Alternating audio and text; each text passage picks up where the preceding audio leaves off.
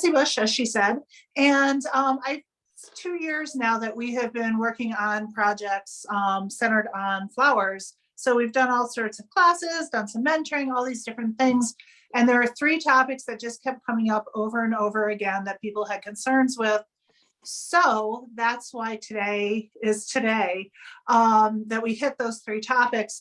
And I knew when it was time to talk about soils, I wanted it to be done in a very practical manner that made sense to us. So of course, Sean came to mind right away for that. We worked at Morrisville both together. So we have Sean to just give you the basics, but demystify really what the issues are with soil. So have a great talk. Thank you very much, Sean. Well, no problem. Good afternoon, everybody. Glad to be with you. I guess to give you a little bit of a quick background, I grew up farming. Both sides of the family had, well, they were small dairy farms, but reasonable size at the time. Been involved with cooperative extension for quite a few years. I've worked on large farms up to 2,000 cows, small farms down to 50 cows, and everything in between. Recently, I spent about 11 years at SUNY Morrisville, managing their dairy facility there. I'm currently the director of operations for the land grant experiment station here at Cornell University. So we're overseeing about 9 farms around the state, and working with faculty developing cutting edge research. But soils has always been my thing. I've been an agronomist for a long time. And so what I'm going to talk about today is it's basic. It's sort of a beginner's look at soil. Nothing mystical about it. A lot of it's just chemistry and physics. But what I thought I would do is just walk you through a basics and maybe some things to look for and some ideas on how to correct issues. So with that, I am going to attempt to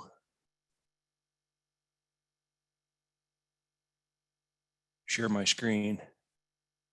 I can figure out which one, that's the one I want. Then we'll pop that up. Can everybody see that okay? No, not right now. No. Okay. Well, let me do what I did before. I'll move it over here because I know that worked.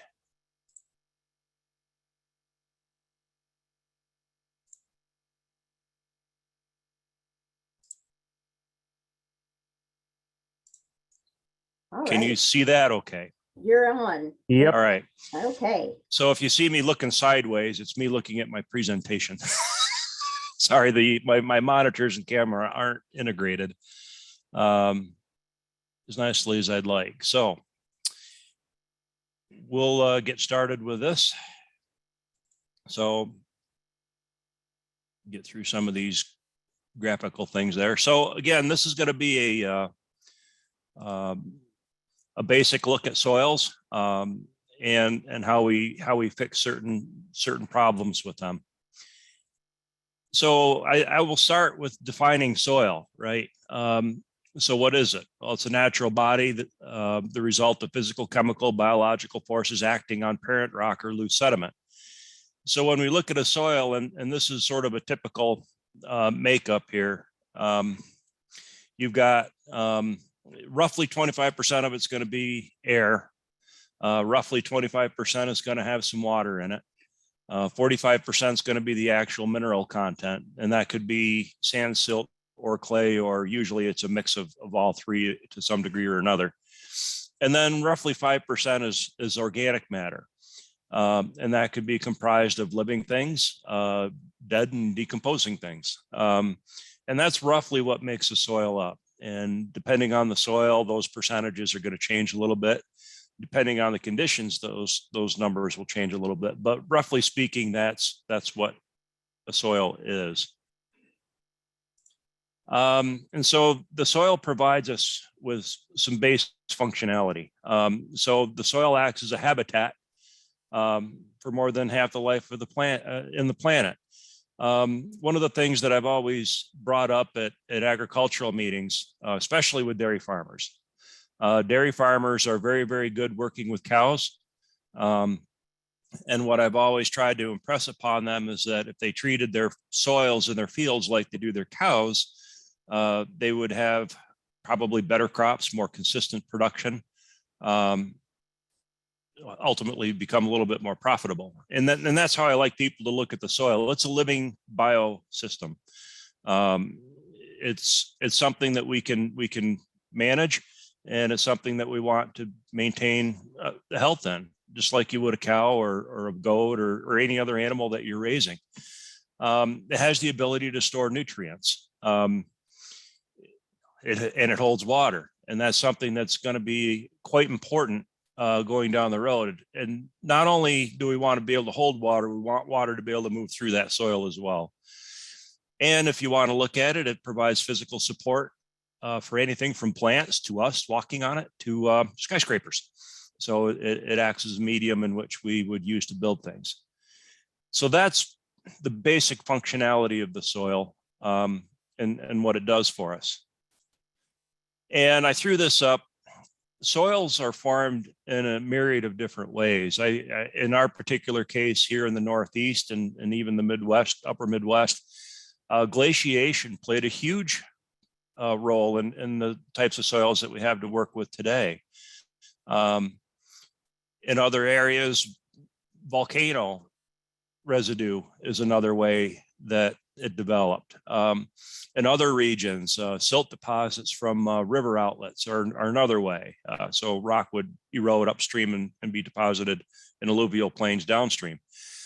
So it takes a lot of time to develop these soils too, millions of years. So that's why too, I worry a lot about soil erosion. And I might touch on this briefly, but I know in a lot of context within this talk, erosion may not be the biggest concern, but it is a concern generally speaking. We only have so much soil to work with. And so when events like the Dust Bowl happened, that was just horrific in terms of how much soil we lost there. If we don't take care of our soils, we get erosion, they disappear. And we can't afford that. It takes so many years to build this soil up. We simply can't afford to lose it. But these are the factors that play into building the soil. Topography, climate, parent material, biota, and time. A lot of time. And then we get into soil texture. And this is actually pretty close representation in terms of size comparison. So this is, I mean, obviously a grain of sand is not going to be this big, but it measures about 1/100th of an inch across. In relation to that, this is what a silt particle would look like. So it's a lot smaller. And then clay particles, you can barely see. They're so tiny when you compare the clay particles to sand. And this really begins to impact our ability to work with those soils. Water movement's completely different. Nutrient holding capabilities are completely different. And so we have to work with what we have. And that's going to be different depending on the soils that you have. So with that, that's where the soil triangle comes into play. And so we usually teach this quite a bit with basic agronomy and basic agronomy courses, but depending on where you fall in the triangle, it's all based on percent sand, silt, and clay. So a loam is going to be a broad mix of all three. Good soil to work with. You like having the small particles for nutrient holding capacity. You like having the bigger particles for water movement, good drainage, right? Sand's a fantastic soil when it comes to water movement, but it doesn't have the best nutrient holding capability. Clays have tremendous nutrient holding capacity, but crappy water movement. And so what you have will dictate your management. And this is the effect that we see. So a clay is going to have a kind of a mediocre water available water capacity. CEC, the definition for that is cation exchange capacity. Muck soils have a fairly high exchange capacity, high organic matter soils, and so do clays. And what that means is that there's a lot more sites on that soil particle to hold nutrients versus a sand that's quite low. Percolation, obviously, it's going to be slower in clay and fast in sand. Warming in the spring, clays are slow, sands are fast. Crusting potential for clays is quite high. Compaction is a real issue with clays, right? It is low for sand, but it's not impossible. I've seen it. When you start running 40 tons of machinery and material going across the field, it'll compact anything. And certainly we do have compaction issues in sand, but it is a lot harder to compact than something like a clay. So that's why we are interested in soil types. We want to know what the content is of the sand, silt, and clay so we can better manage what we have. One great way to find out what you have if you don't know is soil survey maps. And in the old days, we had green books that we would find at the local extension offices. Today, you can go right online. NRCS, Natural Resource Conservation Service, has a site that you can go to, and like Google Maps, you can find your place and you can look at the soil types that you have and get a pretty good idea of what you're working with. So soil consistency states. This is going to compare a sand to a clay. What we're talking about is dry over here. So a sand is typically going to be quite loose when it's dry. Dust storms in the desert, that kind of thing. Clays harden up; they turn into bricks. That's how it works. Friable is right where you want it in terms of working it. So if you're going to be doing any kind of a tillage, planting, anything like that, that's where you want that soil to be. When you start getting into the plastic stage, that's where it starts to get gummy, gets a little wet. And liquid means that soil is liquefied. You walk through it and you're squishing mud all over the place. So as you can see, you can get on you can have a lot more ability in that area, in friable area, to work sand, not so much in clay. Pretty easy to get clay into a plastic state. It doesn't take a lot of water to do it. So your windows of opportunity to be able to work clays are a little bit less than they are with a sand or a loam. So there's nothing magic about testing out whether you should be working your soil or not, right? Easy way to test it is you grab a handful of it and you kind of make a ribbon in your hand. And if it does really turn into a ribbon, or it turns into a clod that just doesn't break apart, it's really too wet. You shouldn't be messing with it at all till it dries. If that clod just falls right apart or breaks apart relatively easily, then it's good to go. So it's a real easy way. You don't need a hydrometer. You don't need any fancy tool to measure soil moisture. You just pop it in your hand and see if it falls apart on you. Quick, easy way to check and see whether you should be in there working it or not. The reality is there's, if you work it when it's wet, it just causes all sorts of damage. It's hard to mitigate easily.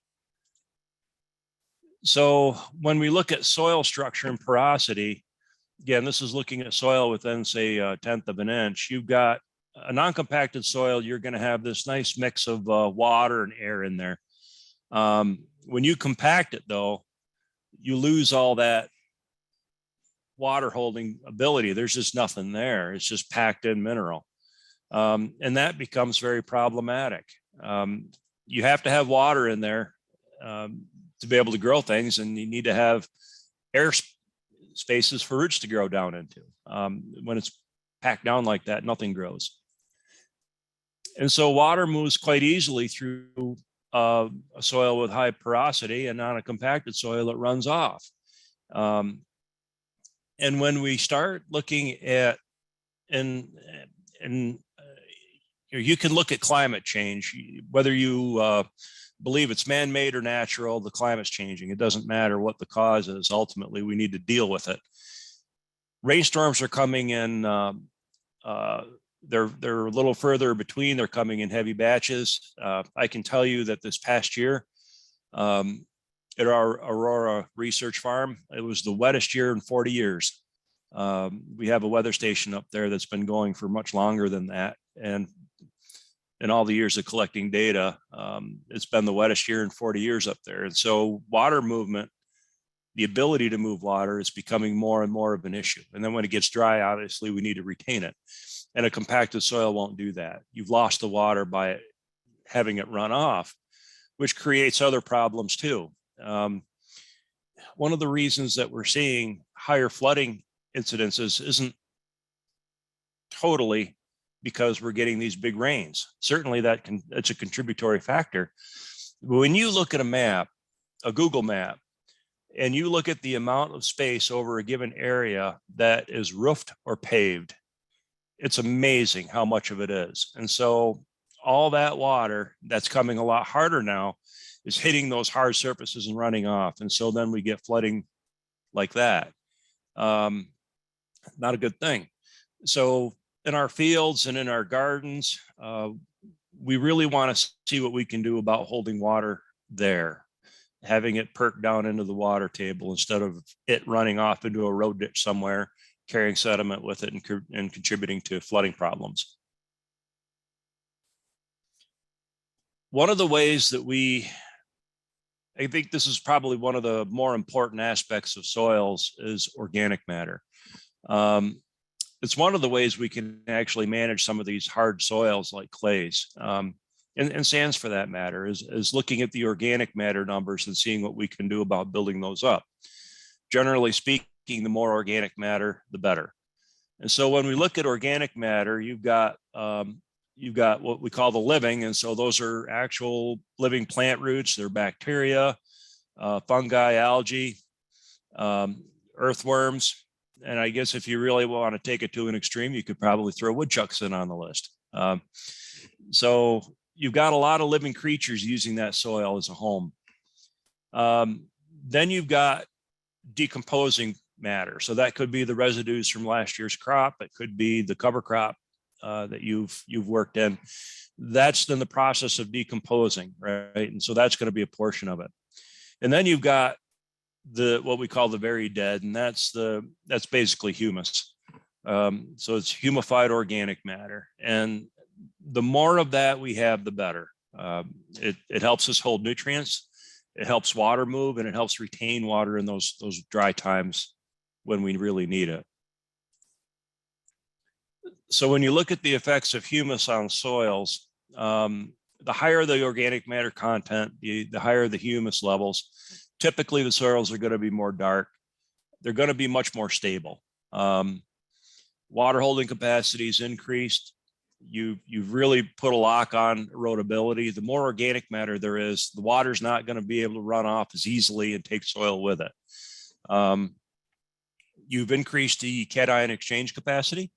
You've increased the ability to hold nutrients, and it does help buffer the pH. I've seen examples of some extreme cases of organic matter buildup. It's kind of interesting. Usually building organic matter up is very hard to do. It takes time. I've been reading some stories of some grazers out in the Nebraska area on sandy soils out there that have run their organic matter levels from about 1% to 2% up to about 9% because of the way they graze their cattle. They do what they call mob grazing. So it's a lot of animals per square foot, and they rotate through the paddocks fairly frequently, like 3 times a day. And it works a lot of that uneaten grass down into the soil, and it just begins to build and build and build and build down. Gets the organic matter levels really cranking up there. So it can be done in a more agronomic setting, growing vegetables, growing crops. growing plants, it's a little more difficult to get there. You generally have to add quite a bit of amendment to move the organic matter levels up.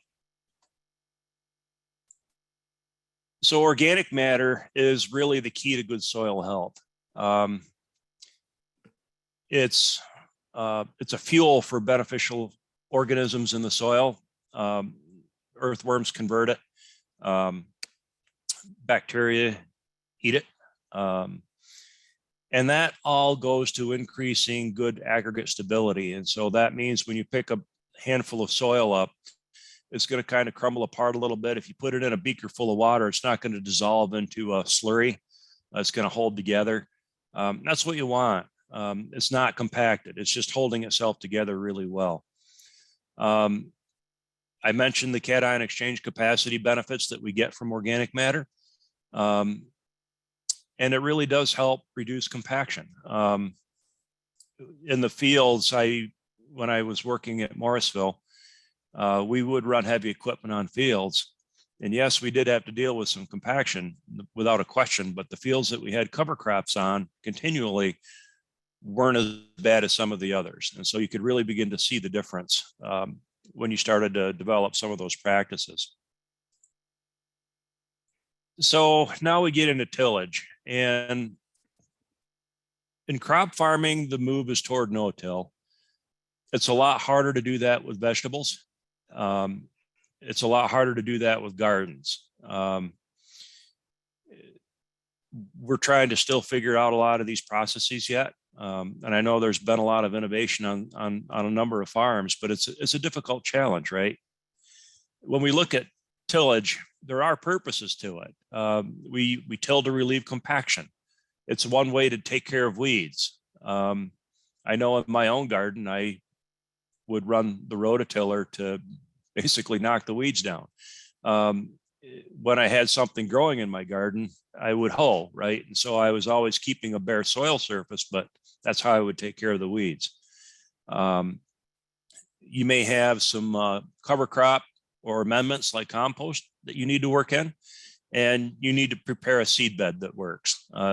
It's very hard to take a carrot seed and go out there and just poke it in the ground that you haven't tilled and expect to get something out of it. I tried, it didn't work.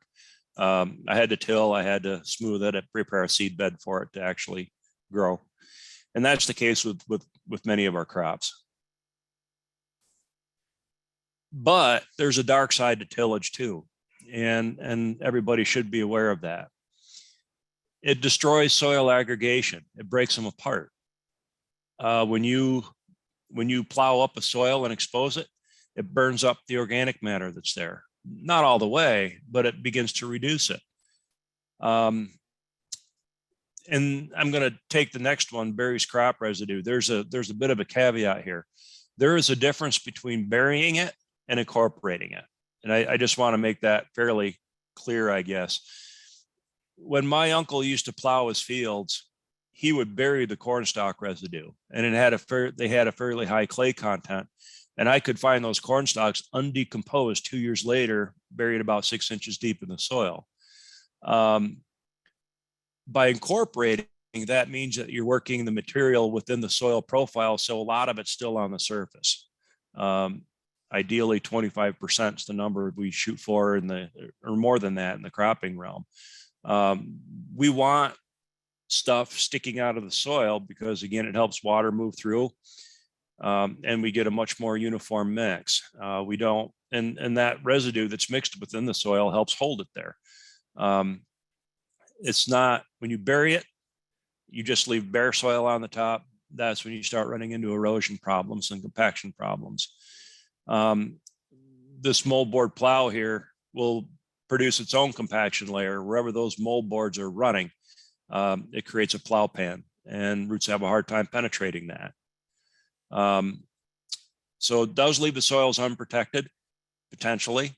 The surface infiltration of water is usually fairly rapid initially, but then over time it really begins to drop because you've wrecked that soil structure.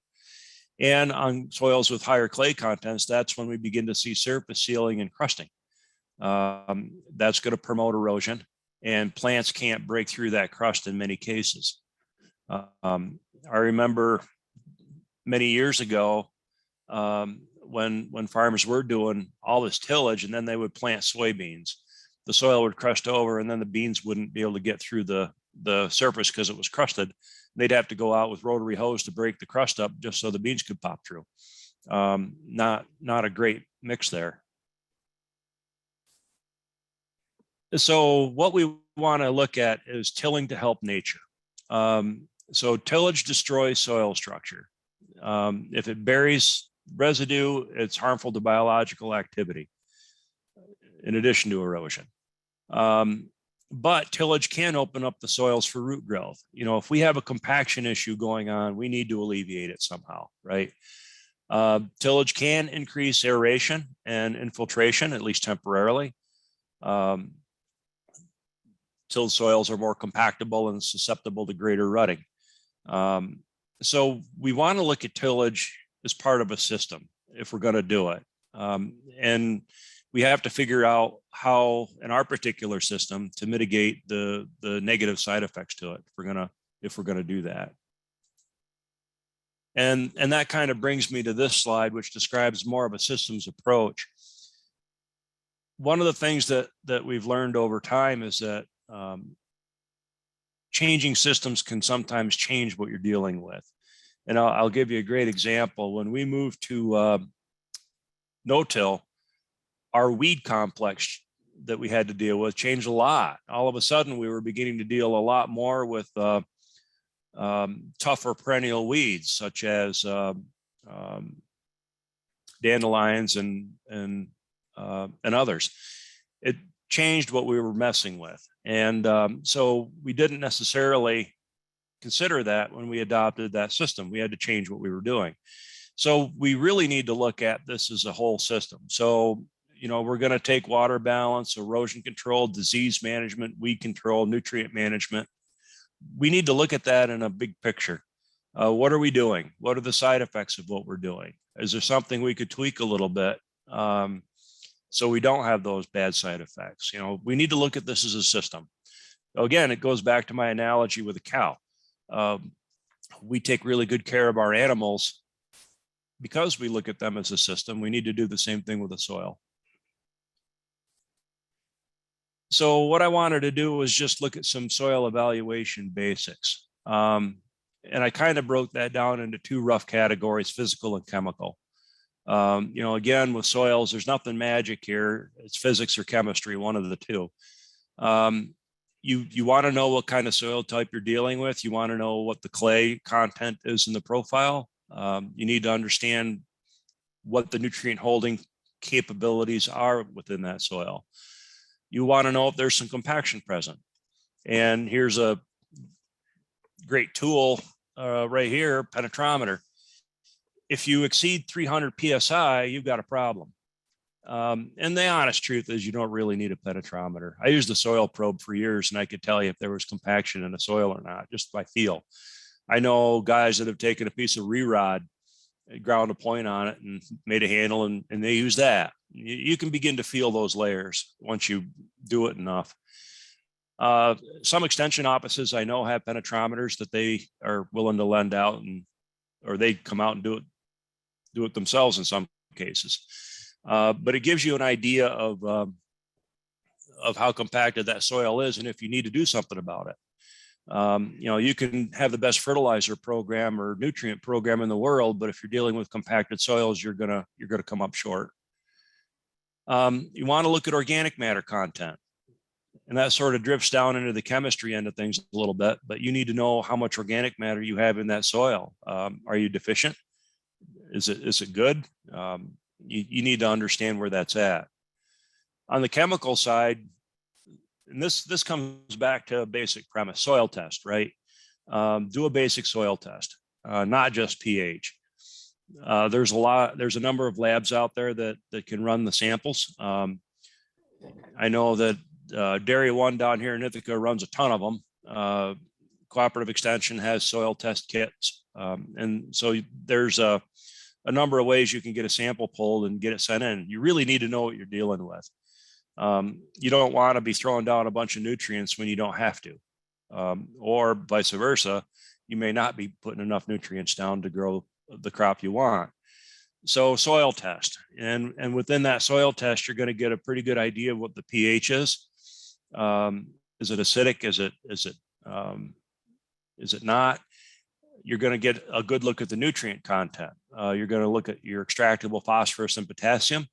And then depending on the test that you run, you get a pretty good scan of your minor elements. So your copper, boron, zinc, magnesium, sulfur, those elements. And I will say, as a total aside, I wasn't just remembered with sulfur. Sulfur deficiencies are becoming more of an issue these days, and it's really something to take a look at. When we were getting all that nice acid rain from the coal plants to our west, we never had a problem, but now we are seeing sulfur deficiencies in our soils, and we're beginning to have to correct for that. So something to look at.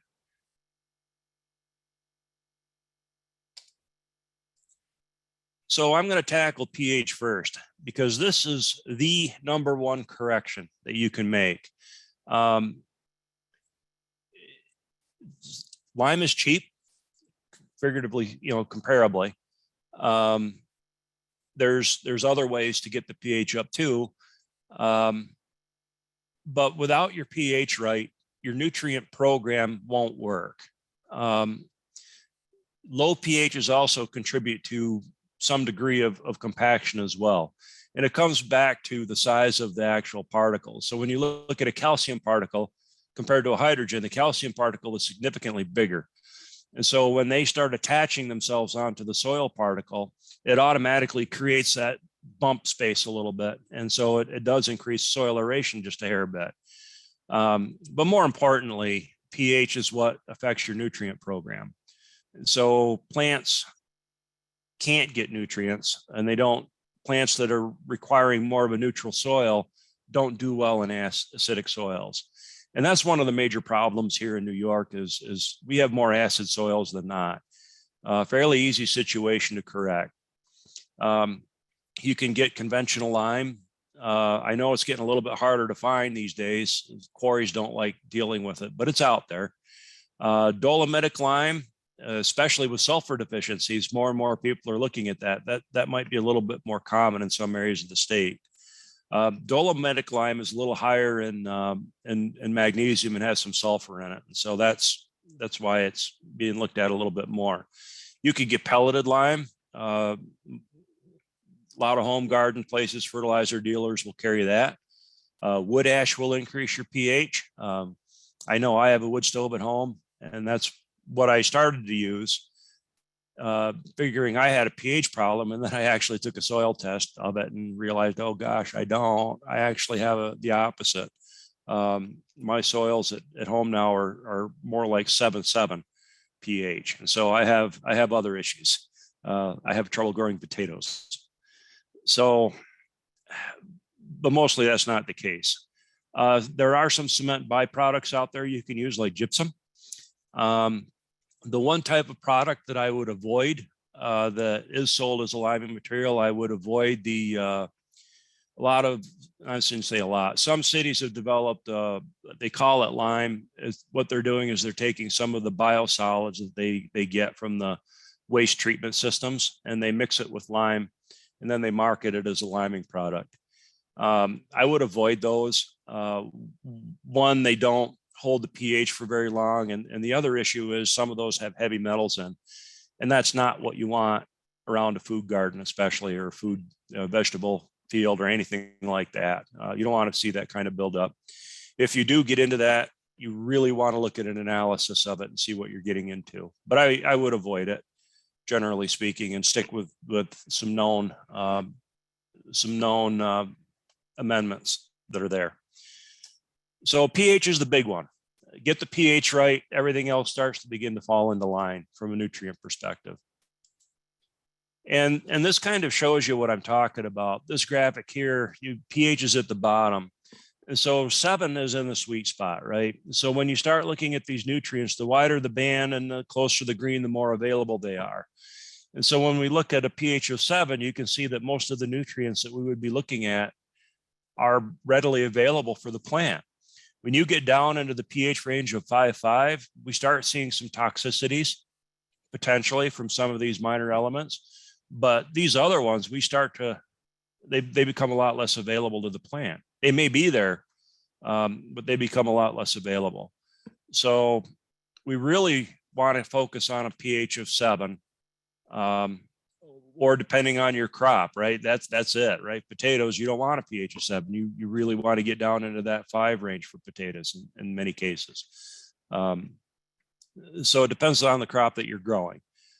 But generally speaking, a pH of 7 is more the ideal.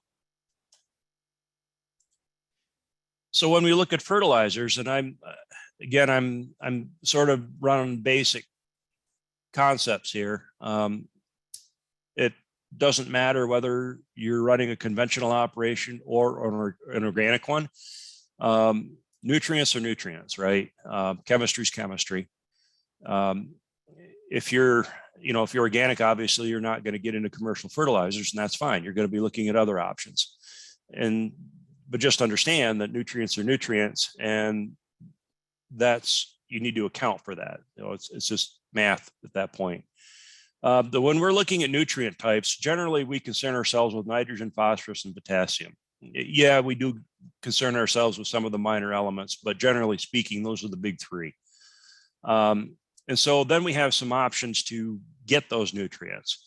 We have commercial fertilizers, which would be that right there. And that comes in all kinds of different analysis, right? You can get 15%, 15% type of fertilizer. You can get something that's more nitrogen than not. You can get something that's more phosphorus than not, or straight potassium. Lot of different options out there in terms of commercial fertilizers. The downside to the commercial fertilizer options, though, and this is something to give some consideration to, is and again, I'm sure this is going to be a hot one for debate, but as New York State in particular moves down the road in their climate mitigation strategies, one of the things that they're looking at is, well, how do we reduce fossil fuel usage? Well, it takes a lot of fossil fuel to manufacture commercial fertilizers. So the push is probably going to be to look at more natural fertilizers, which is fine if you can get those. The downside today is that commercial fertilizer is hyper expensive, and it's going to be hard to get this spring.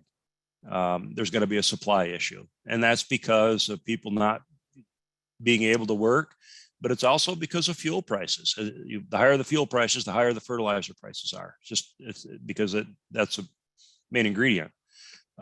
So there's an issue with that. Manures, compost, bone meal, and even lawn clippings work as fertilizer options.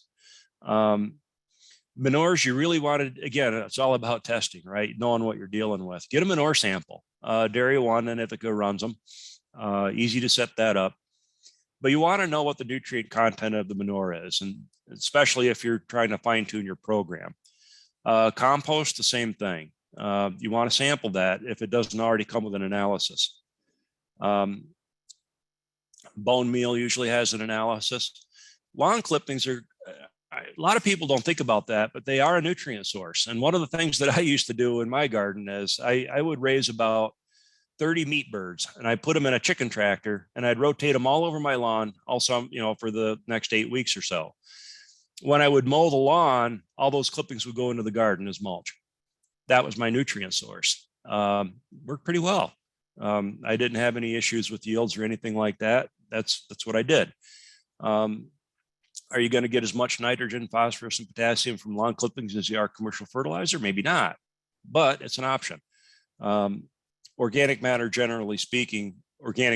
generally speaking, has some degree of nutrient profile in it that you can utilize. So getting into compaction alleviation. So we've looked at the soil, we've tested it, we've corrected the pH potentially, we know what we want to do from a nutrient point, but we have a compaction issue. How do we fix that? There's a couple different ways to do it. And, that's where we come back into tillage. In some cases, we are going to till that soil up, and we need to do it judiciously. So when we started to do, we had some issues at Morrisville with some compaction. So what we did is we took this ripper. I'm hoping you guys can see the mouse like that. Much bigger version though. But that type of a ripper, you just pull it through the soil profile and it will break those compaction layers up without totally mixing up the soil. The more you mix it, the more you destroy the aggregate stability of it. You just want to get the compaction out of it and make a channel for water to move down and roots to move down. And that tool actually worked out very, very well. This is the other tool here behind this tractor is a small airway, pasture aeration. It works pretty good in a lot of different settings. But those teeth are designed to kind of give the soil a little bit of a sideways kick as it moves through, and it busts up that surface compaction a little bit. On a small scale, a broad fork does an amazing job at busting up compaction. So you got some options there. If you want to use a more natural option though, granted it's going to take more time, tillage radishes are a fantastic option. If you have an area that's compacted and you can leave it fallow for a year, plant a bunch of tillage radishes or plant a cover crop blend with them in it. That will really help.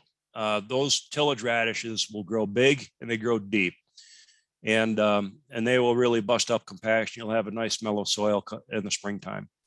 They do a pretty nice job. So there's a number of ways you can go about doing it, but compaction is an issue, and sometimes we do have to use mechanical means to alleviate it. When we look at organic matter buildup, there are several options of getting that done as well. I mentioned one, but I'm not sure that everyone's going to go out and buy a bunch of beef cows and graze them tightly. But there are amendments and there are practices that we can utilize to build that organic matter level up. I will say it's not on my list here, but I will say reducing tillage as much as possible is one way to help build organic matter up. The more you till, the more you burn it up. And the less you till, the less you burn it up. Biochar is a great option if you can get it. That will help boost organic matter levels up over time. Crop residues are another way. And I know in some cases that's not the best idea. And I'm thinking of my tomatoes in particular. It seems that I always have disease in them right at the bitter end of the season. And I do remove those vines. They're all woody and aren't going to provide much organic matter buildup anyway. So in some cases, you would want to remove the residue from a disease perspective. But if you don't have to, and it'll help beef the organic matter up, use it. Compost and manure will go a long way to building up organic matter. One thing I will mention about manure, a lot of farms have liquid manure that you could probably get a hold of. I mean, I know I was more than happy to get rid of what I had. The thing about liquid manure, it will provide some readily available nutrients. That's a good thing about it. It's natural. That's another good thing about it. That being said, though, if you're looking at liquid manure to build organic matter levels up, it won't. There was a study done here at Cornell that compared compost to liquid manure. They put it on fields for several years and monitored the organic matter levels going through the seasons. And interestingly, the liquid manure maintained organic matter, but it never moved. The compost began to build organic matter levels up. So that's a great way to do it. If you're looking at heavy straw manure, that will work too. It's just the liquid stuff. It'll give you good nutrients, but it won't build organic matter levels up that much, if at all. Cover crop wherever possible. Nature abhors a vacuum. Nature hates bare soil. The more we can utilize cover crops, the better. And then, of course, we can use mulches. I put this picture in it down here at the bottom, the one that says cover crops on it. There's been a push in it, and it really depends on the management system of a particular farm, but this is what's called interseeding.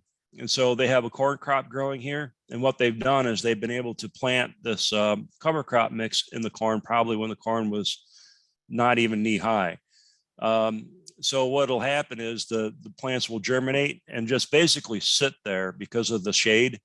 And once the corn is removed, chopped off, it'll grow and turn into this really nice cover crop. The success of that's a little bit hit and miss, but certainly it's something that we can look at a little bit more broadly as an option to get cover crops planted. It's kind of a neat thing to do.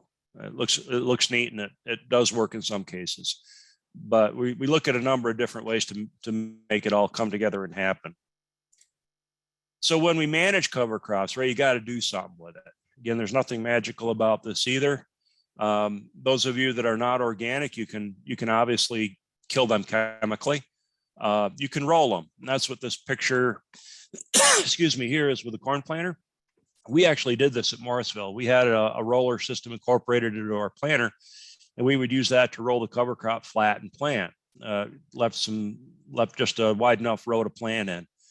The idea is that you would be able to use the roller to terminate the cover crop. So if you're using rye, for example, you would want to roll it when it's flowering. At that point, the rolling action will actually kill the rye without using any chemicals.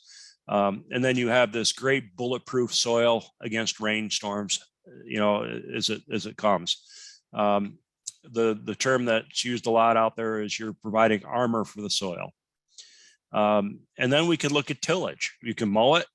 And then we're looking at some tillage, right? And that's the other way to work cover crops. But again, we don't want to bury it. We just want to incorporate it throughout the profile that we're tilling.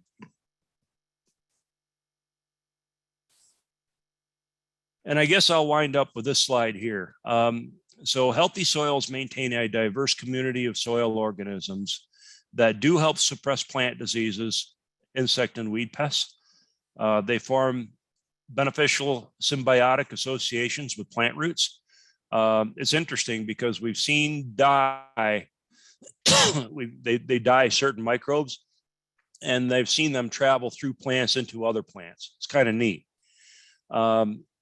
Healthy soils recycle essential plant nutrients, improve the soil structure for better water retention and water movement and nutrient retention. And ultimately, a good healthy soil is going to increase grower profits and protect the environment. They've been running cost analysis on some bigger crop farms looking at cover crops, and those cover crops are paying dividends. When you look at soil, we put a value on it once when we're just looking at the nutrient content, right? And comparing that to fertilizer prices. And we were coming up with about $36, $40 a ton. And when you look at soil erosion, allowable soil erosion by NRCS definition is 1 to 2 tons. That's a lot. So if you have a 13-acre field or 10-acre field, whatever, you can imagine that starts to add up in a hurry.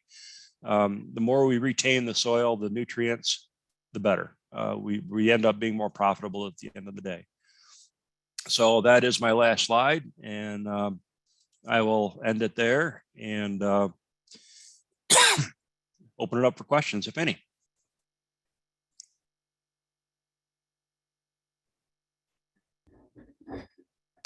Wonderful. Well, thank you so much, Sean. That was so informative and really beautifully presented and brings a lot of things home for us.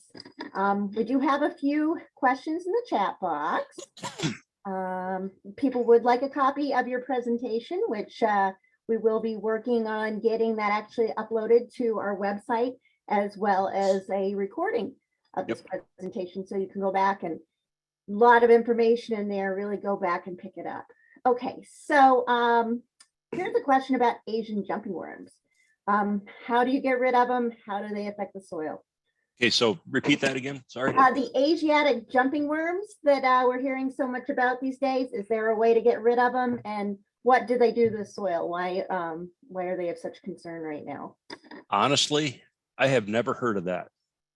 Oh, I'm going to be a bad answer to that question because I have no idea what that is. I think we're hearing about it more from home gardeners. It's not something you really see out in big vegetable fields.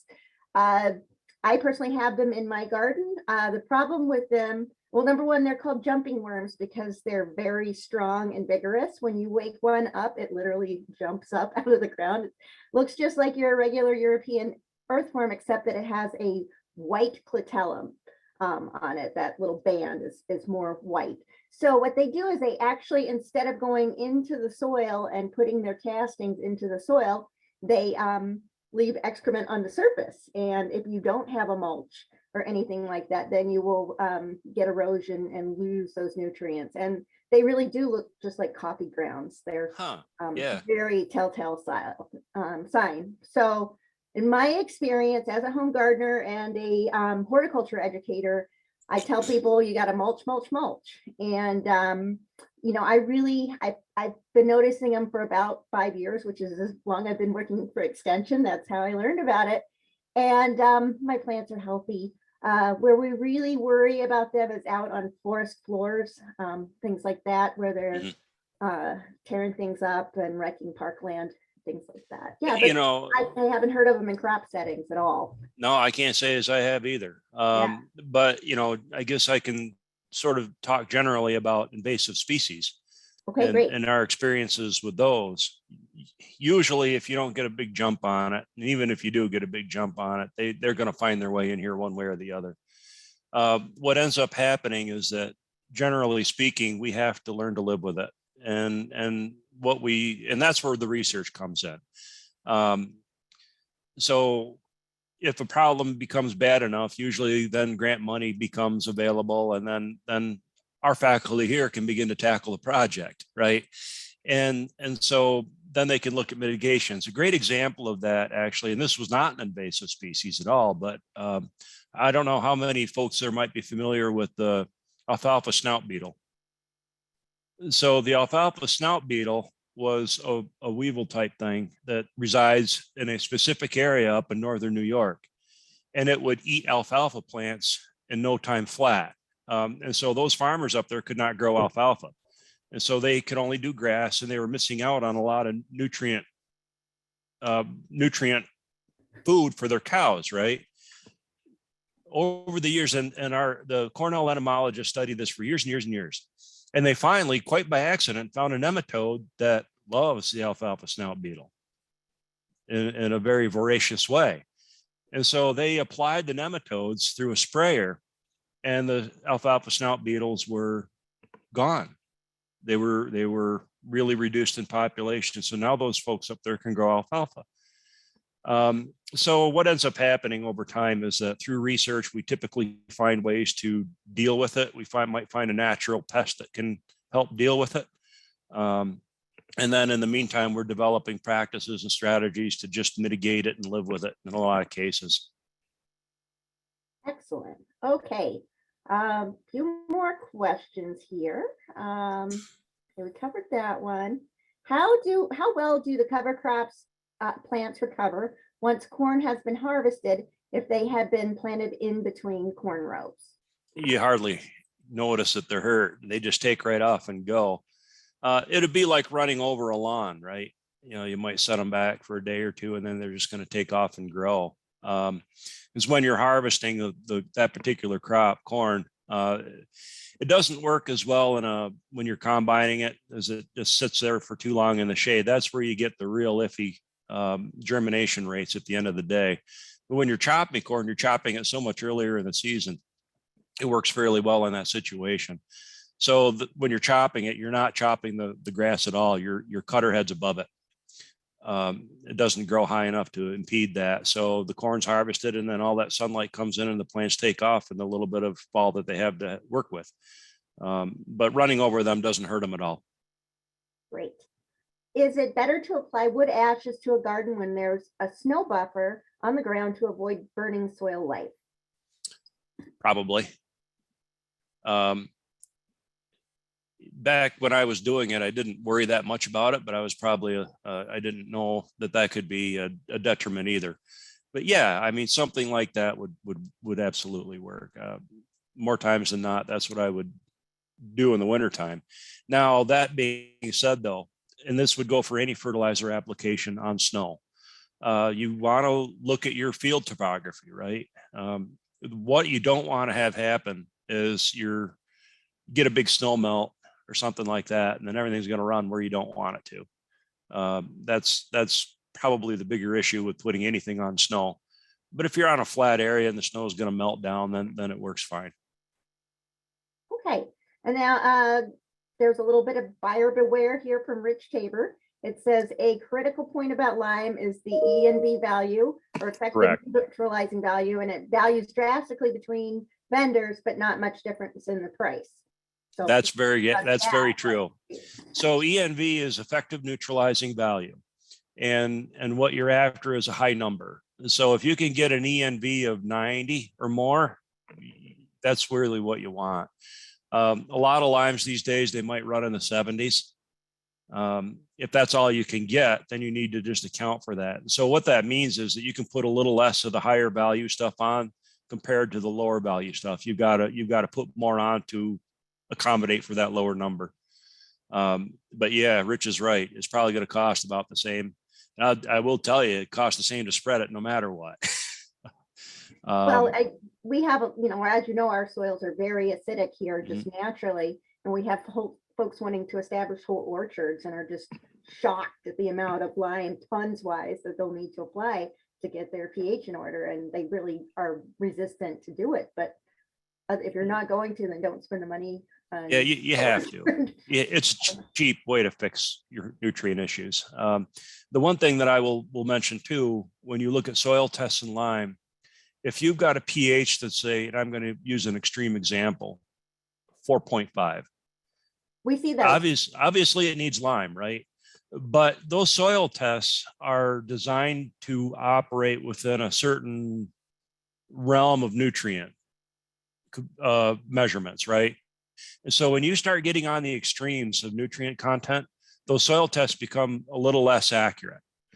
So what I always recommend to people is that if you're dealing with a really low pH, put as much lime on as you're comfortable putting on. I usually say maybe 3 to 4 ton per acre, something in that vicinity. You can pare that number down to per 1,000 square feet for smaller areas. And then in another year or so, recheck it. Because you might find that number was low enough that it wasn't giving you a truly accurate test number. And then they may say you need more. But it's better to split lime applications up anyway. Putting like 8 tons of lime on per acre that's a lot for the soil to handle, and you'll probably cause some issues with that. You're better off kind of spoon feeding it on at a certain rate, like 3 to 4 ton per acre. Recheck it and then add more if you need to. Great. And I have a little bit of a soil test question that I go back and forth over, but I run a community garden that has multiple raised beds. There's probably 26 beds in one garden and 30 in another one. And the soil has come from various places over the years. Initially, we have our native soil that we put in the bottom, very rocky. They're about, I'd say 2 feet high, 3 feet high. And then we added some compost, and then we added a soil mix, like Pro Mix. And so the heritage is questionable on each bed. And it's been in place 5 years now, and it's definitely time for some soil testing. Do you think that the beds will be so different that they'll need to each be tested individually? Or are we better off just taking some of the beds and risking that maybe some other ones are completely different? Well, in all honesty, it's always better to have the numbers, right? That's just the reality. You could take a composite, it'll get you into that ballpark. It's like we do in a 25 acre field. We're pulling cores all over the field in kind of a random pattern. But we know that the nutrient contents are different in many parts of that field. Same thing there. If you really want to be accurate, you test each bed separately. If you're comfortable with a little bit of give and take there, then you can, if you think like, these 3 are pretty close, and you can kind of do it that way. There's a number of strategies you can do with that. Well, luckily we had some really diligent master gardeners pull composites from each bed over the summer, and I have those packed up and ready to send in. It's like, oh my goodness, this is a lot of work, but a lot of expense, but it's probably worth it to have the crops thrive. At the end of the day, it is. Yeah, it does seem expensive up front, but it is worth it to have that data at the end of the day. And what are your feelings on the colorimetric tests? I don't always trust them. I do them, the master gardeners do them, Mhm. but sometimes when we do go ahead and send off a sample, the numbers don't really match what we saw out in the field. Yeah, they're a little less accurate. My experience with them anyway. Nothing beats a good mass spec analysis. You know, wet chemistry or mass spec analysis. That's just reality. We do deal with a lot of. I have a tool or had a tool that looked at the color of plant tissue to make a nitrogen recommendation. Right. I think they're still working on that technology yet, but they're not there yet with it. So it's a little. It's not inherently as accurate as chemistry. Great point. Okay, so Liz actually has a question. Do you have local soil testing resources that you recommend for those of us who would like to send in soil tests? And Sean and I both can help you with that, actually. Yeah, your local cooperative extension office should have the ability to do that. Yep. If you happen to live near, well, Agway doesn't really exist per se anymore, but if you live near a Nova fertilizer dealer, sometimes you can go to them and say, well, I've got this, and they'll give you a kit, charge you something for it, and send it in with a batch that they've got. You can do that too. Yep, what we generally do in our office is we find out, well, whether you're a farm or a home gardener, and we ask a few questions about where you live so that we can pull up a soil map and see actually what type of soil you have. That's really important for how they do their calculations in the lab. And if you're a home gardener, generally you just have to kind of say about the texture and the drainage, things like that, that you can assess with the eye. But for a larger farm, we usually pull up a soil map, and then I can provide you with sampling forms. And they used to do cardboard boxes, but now they're just little baggies that you fill up. You do need dry soil for this. That's one way people go wrong with it. It does need to be dried out, but you just, and we send you sampling instructions. You pull it up, let the soil dry, bag it up, and send it off to Ithaca. And if you have, it's a little hard to get soil samples when the ground is frozen. And then there's this big spring rush, I believe, where they get a little bit backlogged. So the earliest that you can get soil and get it tested, the better. Yep. Anything else for Sean? We've gone a few minutes over, and we appreciate him staying here, and all of you as well. This was very informative, and I'm so happy to see people out there learning about how to take care of your soil, because if you can't start from the ground up, you're just going to struggle all the time, I found. Absolutely. All righty. And I do want to take one more opportunity to thank the conference organizers, the Watershed Agricultural Council for sponsoring this, for Betsy Bush for being my co-chair, and to all our presenters today, and Corinne Tompkins, who has helped us with technical support. So with that, I'll say goodbye to you folks. Thank you so much for joining us for the Catskill Regional Agricultural Conference, and hopefully we'll see you in person next year.